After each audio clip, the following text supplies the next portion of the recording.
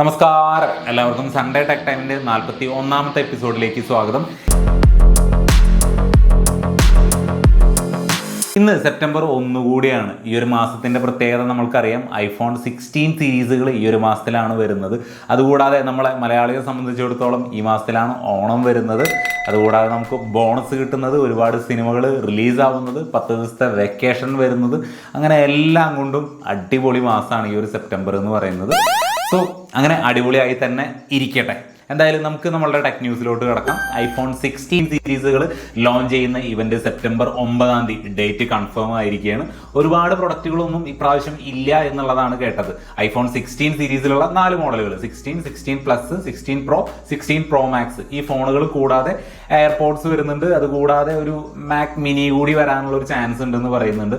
അതല്ലാതെ വാച്ച് അങ്ങനെയുള്ള സംഭവങ്ങളൊന്നും ഇല്ല എന്ന് കേൾക്കുന്നുണ്ട്. എന്തായാലും ഇനി വരുന്ന ദിവസങ്ങളിൽ കുറച്ചും കൂടി കാര്യമായിട്ട് തന്നെ അതിനെക്കുറിച്ചുള്ള കാര്യങ്ങൾ പുറത്തു വരും. iPhone 16 സീരീസുകൾ ഈ മാസം 9 ലോഞ്ച് ചെയ്യുന്നുണ്ട്.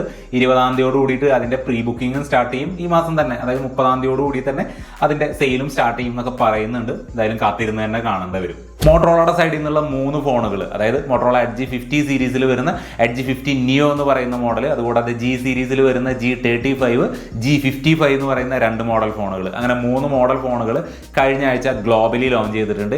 ഇതിന്റെ ഇന്ത്യൻ പ്രൈസോ അവൈലബിലിറ്റിയോ കാര്യങ്ങളോ ഒന്നും ഒരിക്കലും മെൻഷൻ ചെയ്ത് കണ്ടില്ല. മേ ബി ഈ ഒരു മാസത്തിൽ സെപ്റ്റംബറിലായിരിക്കാം ഈ 3 ഫോണുകളും ഇന്ത്യയിൽ ലോഞ്ച് ചെയ്യാനായിട്ട് പോകുന്നത്. ഇതിൽ G35 എന്ന് പറയുന്ന ഫോൺ ഉണ്ടല്ലോ, അതിനൊരു പച്ച കളർ വേരിയന്റ് വരുന്നുണ്ട്.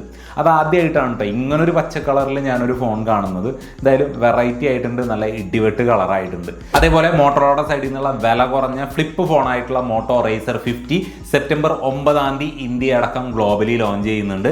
എനിവേ, നമുക്ക് മോട്ടോറോള റേസർ 50 അൾട്ര എന്ന് പറയുന്ന ഫോൺ 2 മാസം മുന്നേ ഏകദേശം 90,000 രൂപയ്ക്കാണ് ലോഞ്ച് ചെയ്തത്. ഇപ്പോൾ ഈ ഒരു ഫോണിൻ്റെ പ്രൈസ് നോക്കുകയാണെങ്കിൽ ഏകദേശം 60,000 രൂപയ്ക്ക് താഴെ വരാനുള്ള ഒരു ചാൻസ് ഉണ്ടെന്നൊക്കെയാണ് പറയുന്നത്. എന്തായാലും ഈ മാസം 9 മോട്ടോ റേസർ 50 എന്ന് പറയുന്ന ഫ്ലിപ്പ് ഫോൺ ഗ്ലോബലി ലോഞ്ച് ചെയ്യുന്നുണ്ട്. വിവോയുടെ സൈഡിൽ നിന്നുള്ള വിവോ T3 പ്രോ എന്ന് പറയുന്ന ഫോണും കഴിഞ്ഞ ആഴ്ച ഇന്ത്യയിൽ ലോഞ്ച് ചെയ്തിട്ടുണ്ട്. 24,999 രൂപയ്ക്ക് തന്നെയാണ് ഈ ഒരു ഫോണിന്റെ പ്രൈസും സ്റ്റാർട്ട് ചെയ്യുന്നത്. ഐക്യൂവിന്റെ സൈഡിൽ നിന്നുള്ള IQ Z9S Pro എന്ന് പറയുന്ന ഫോൺ ഉണ്ടല്ലോ, എക്സാക്ട് സെയിം ഫോൺ തന്നെ, ഡിസൈൻ ആണെങ്കിലും അതിന്റെ ഇന്റേണൽ സ്പെക്ക് ആണെങ്കിലും എല്ലാം സെയിം തന്നെ. നമുക്ക് IQ Z9S Proയിലേക്ക് നോക്കുമ്പോൾ ഒരു വൈറ്റ് കളർ വേരിയന്റ് വരുന്നുണ്ട്. ഇവിടെ ആ ഒരു വൈറ്റ് കളർ വേരിയന്റിന് പകരം ഒരു പച്ച കളർ വരുന്നുണ്ട്, അത്രമാത്രം. ബാക്കി എല്ലാം എക്സാക്ട് സെയിം തന്നെ. അതിൽ ഈ IQ Z9S Pro എന്ന് പറയുന്ന ഫോണിന്റെ ഡീറ്റെയിൽഡ് റിവ്യൂ നമ്മളുടെ ചാനലിൽ എടുക്കുന്നുണ്ട്. ഞാനിവിടെ അയക്കാനുള്ള അതിന്റെ ലിങ്ക് കൊടുക്കാം. താല്പര്യമുള്ളവർക്ക് വേണമെങ്കിൽ ഈ ഒരു വീഡിയോ കഴിഞ്ഞതിന് ശേഷം കാണാം. റിയൽമിയുടെ 13 സീരീസിൽ 2 ഫോണുകൾ കൂടി കഴിഞ്ഞ ആഴ്ച ഇന്ത്യയിൽ ലോഞ്ച് ചെയ്തിട്ടുണ്ട്. Realme 13 and 13 plus. ഇതിൽ ഈ 13ന്റെ കാര്യം നോക്കുകയാണെങ്കിൽ മീഡിയാടെക് ഡിമെൻസിറ്റി 6300 എന്ന് പറയുന്ന ചിപ്സെറ്റ് വെച്ചിട്ടാണ് ആ ഒരു ഫോൺ വരുന്നത്. 17,999 രൂപയ്ക്കാണ് ആ ഒരു ഫോണിന്റെ പ്രൈസ് സ്റ്റാർട്ട് ചെയ്യുന്നത്. ഇനി 13 പ്ലസിന്റെ കാര്യം നോക്കുകയാണെങ്കിൽ നമുക്ക് അവിടെ വരുന്നത് മീഡിയാടെക്കിന്റെ തന്നെ ഡിമെൻസിറ്റി 7300 എന്ന് പറയുന്ന ചിപ്സെറ്റാണ്. അതിന്റെ ഒരു പ്രൈസ് വരുന്നത് 22,999 രൂപയാണ്. സോ റിയൽമിയുടെ സൈഡിൽ നിന്ന് 13 സീരീസിൽ 2 ഫോണുകൾ കൂടി കഴിഞ്ഞ ആഴ്ച ഇന്ത്യയിൽ ലോഞ്ച് ചെയ്തിട്ടുണ്ട്. നിങ്ങളിപ്പോൾ ഈ കണ്ടുകൊണ്ടിരിക്കുന്നതാണ് റിയൽമി GT7 Pro എന്ന് പറയുന്ന. ഇനി റിയൽമിയുടെ സൈഡിൽ നിന്ന് GT സീരീസിൽ വരാനിരിക്കുന്ന ഫോണിന്റെ കൺസെപ്റ്റ് ഡിസൈൻ എന്ന് പറയുന്നത്, ഈ ഒരു ഡിസൈൻ നമ്മൾ കഴിഞ്ഞ GT6 സീരീസിൽ വെച്ച് കമ്പയർ ചെയ്ത് നോക്കുമ്പോൾ കംപ്ലീറ്റ് ഒരു റീഡിസൈൻ ആയിട്ട് തോന്നുന്നുണ്ട്. പക്ഷേ ഈ ഒരു ഡിസൈൻ അങ്ങോട്ട് എടുത്ത് വെച്ച് നോക്കുമ്പോൾ ഒരു പുതുമ ഒന്നും തോന്നുന്നില്ല. നമ്മൾ ഇതിന് മുന്നേ കണ്ടു മറന്നിട്ടുള്ള ഒരു ഡിസൈൻ തന്നെയാണ്. റിയൽമിയുടെ സൈഡിൽ നിന്ന് Narzo 70 Turbo എന്ന് പറയുന്ന ഒരു ഫോൺ അധികം വൈകാതെ ഇന്ത്യയടക്കം ഗ്ലോബലി ലോഞ്ച് ചെയ്യാനായിട്ട് പോകുന്നുണ്ട്. ഫ്ലിപ്കാർട്ടിലും അതേപോലെ റിയൽമിയുടെ ഒഫീഷ്യൽ വെബ്സൈറ്റിലൊക്കെ ഇതിൻ്റെ ടീസർ കാര്യങ്ങളൊക്കെ വന്നിട്ടുണ്ട്. എനിവേ, ഇതൊരു മോട്ടോ സ്പോർട്ട് ഡിസൈനിലായിരിക്കും. നമ്മൾ ഇതുവരെ കണ്ടു മറന്നിട്ടുള്ളൊരു ആ ഒരു റൗണ്ട് ഡിസൈൻ ഒന്നും ആയിരിക്കില്ല. കാര്യമായിട്ടുള്ള ഒരു ഡിസൈൻ ചേഞ്ച് ഇവിടെ ഉണ്ടായിരിക്കുമെന്ന് പറയുന്നുണ്ട്. ഇതിൻ്റെ ഇന്റേണൽ സ്പെക്കോ കാര്യങ്ങളോ ഒന്നും ഇതുവരെ പുറത്ത് വന്നിട്ടില്ല. എന്തായാലും വരും ദിവസങ്ങളിൽ ഇതിൻ്റെ ബാക്കി ഡീറ്റെയിലുകൾ നമുക്ക് എക്സ്പെക്ട് ചെയ്യാം. ആൻഡ്രോയിഡ് ഓയിസിൻ്റെ ഏറ്റവും ലേറ്റസ്റ്റ് വേർഷൻ ആയിട്ടുള്ള ആൻഡ്രോയിഡ് 15 ഒക്ടോബർ മാസത്തിൽ ലോഞ്ച് ഉണ്ടായിരിക്കും എന്നാണ് പറയുന്നത്. അത് ലോഞ്ച് ചെയ്ത് ഉടനെ തന്നെ പിക്സൽ സീരീസുകളിൽ എല്ലാത്തിലും ആൻഡ്രോയിഡ് 15ന്റെ അപ്ഡേറ്റ് കിട്ടും എന്നും പറയുന്നുണ്ട്. ശരിക്കും പറഞ്ഞ ഈ ഒരു പിക്സൽ 9 സീരീസുകളിൽ ഈ ഒരു ആൻഡ്രോയിഡ് 15 വെച്ചുകൊണ്ട് റിലീസ് ചെയ്യേണ്ടതായിരുന്നു. ഈ ഐഫോൺ സീരീസുകൾ ഓൾറെഡി സെപ്റ്റംബർ 9 ഇറങ്ങുന്നുണ്ടല്ലോ.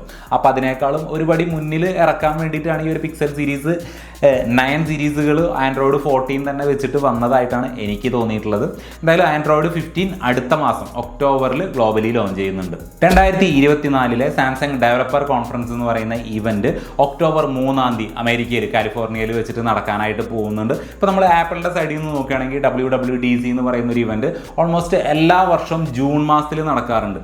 അതേപോലെ തന്നെയാണ് ഈ ഒരു ഡെവലപ്പർ കോൺഫറൻസ് എന്ന് പറയുന്ന പ്രോഗ്രാം ഏകദേശം ഈ ഒരു ഒക്ടോബർ നവംബർ മാസങ്ങളിലായിട്ടാണ് നടക്കാറ്. എനിവേ ഈ ഒരു ഇവന്റ് തന്നെയാണ് Android 15 based One UI 7 expect ചെയ്യുന്നത്. അതേപോലെ അവരുടെ ഗാലക്സി AI പരിപാടി ഉണ്ടല്ലോ, അത് അവരുടെ മറ്റ് ഡിവൈസുകളായിട്ട് സ്മാർട്ട് ഡിവൈസുകളായിട്ട് എങ്ങനെ ഇൻറ്റഗ്രേറ്റ് ചെയ്ത് വർക്ക് ചെയ്യും എന്നുള്ള കാര്യങ്ങളൊക്കെ ഈ ഒരു ഇവന്റിലാണ്, ആ ഒരു ടെക്നോളജി കാര്യങ്ങളൊക്കെ ഈ ഒരു ഇവന്റിലാണ് എക്സ്പെക്ട് ചെയ്യുന്നത്. സാംസങ് ഗാലക്സി ഫോൾഡ് 6 ഫോണുകളുടെ പെയിന്റ് അടർന്നു പോകുന്ന ന്യൂസ് എത്ര പേര് കേട്ടിട്ടുണ്ടാകും എന്നുള്ളത് എനിക്കറിയില്ല. എന്തായാലും എക്സ് പ്ലാറ്റ്ഫോം, അതായത് പണ്ടത്തെ ട്വിറ്റർ ഉപയോഗിക്കുന്ന ആളുകളിൽ ഒരുപാട് ആളുകൾ അത് കണ്ടിട്ടുണ്ടാവും.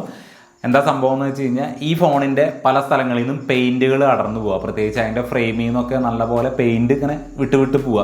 അപ്പോൾ അതിനുള്ള കാരണമായിട്ട് സാംസങ് പറയുന്നത് ലോക്കൽ ചാർജർ യൂസ് ചെയ്യുന്നത് കൊണ്ടാണെന്നാണ് പറയുന്നത്. അങ്ങനെ ലോക്കൽ ചാർജർ യൂസ് ചെയ്യുമ്പോൾ കറണ്ട് ലീക്കായിട്ട് അത് ഫ്രെയിമിലോട്ട് പോയി അങ്ങനെ ആ ഒരു പെയിൻറ്റ് ഡിറ്റാച്ച് ചെയ്യുന്നതാണ്, പീൽ ഓഫ് ചെയ്ത് പോകുന്നതാണ് പറയുന്നത്.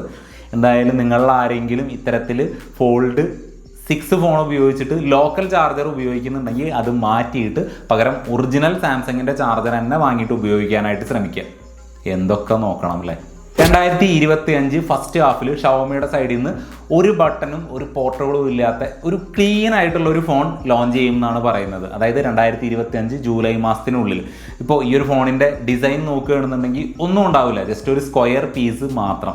അതിൽ ക്യാമറ അടക്കം അണ്ടർ ഡിസ്പ്ലേ ആയിട്ടായിരിക്കും പ്ലേസ് ചെയ്തിരിക്കുക. നമുക്ക് ആ ഒരു പഞ്ച് ഹോൾ പോലും കാണാനായിട്ട് സാധിക്കില്ല. ഇതെങ്ങനെ വർക്ക് ചെയ്യിക്കുന്നു ചോദിച്ചു കഴിഞ്ഞാൽ നമ്മളുടെ വോയിസ് കമാൻഡ് വഴി, അല്ലാന്നുണ്ടെങ്കിൽ ഐ കോണ്ടാക്ട് ജസ്റ്റേഴ്സ് വഴി, കൈ ഇങ്ങനെ എയറിൽ ഇങ്ങനെ ജസ്റ്റേഴ്സ് ഉണ്ടല്ലോ, അങ്ങോട്ട് പോടാ അങ്ങനത്തെ കൺസെപ്റ്റ്. ഇനി ഇതുമല്ലാന്നുണ്ടെങ്കിൽ പ്രഷർ സെൻസർ ഗ്ലാസ്സുകൾ ഉണ്ടായിരിക്കും. ഇപ്പോൾ നമ്മൾ iPhone SE സീരീസുകൾ നോക്കുകയാണെന്നുണ്ടെങ്കിൽ അതിലൊക്കെ ഉണ്ടായിരുന്നു പണ്ടത്തെ സംഭവം ഉണ്ടല്ലോ ഐഫോണിൻ്റെ. അതേപോലെ ആ ഒരു പ്രഷർ യൂസ് ചെയ്തുകൊണ്ടുള്ള ഗ്ലാസ്സുകളായിരിക്കും. എന്തായാലും ബട്ടൺസുകൾ ഒന്നും ഉണ്ടായിരിക്കില്ല എന്നാണ് പറയുന്നത്.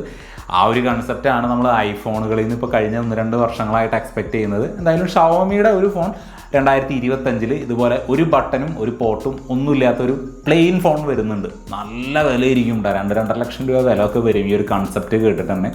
എന്തായാലും വരട്ടെ.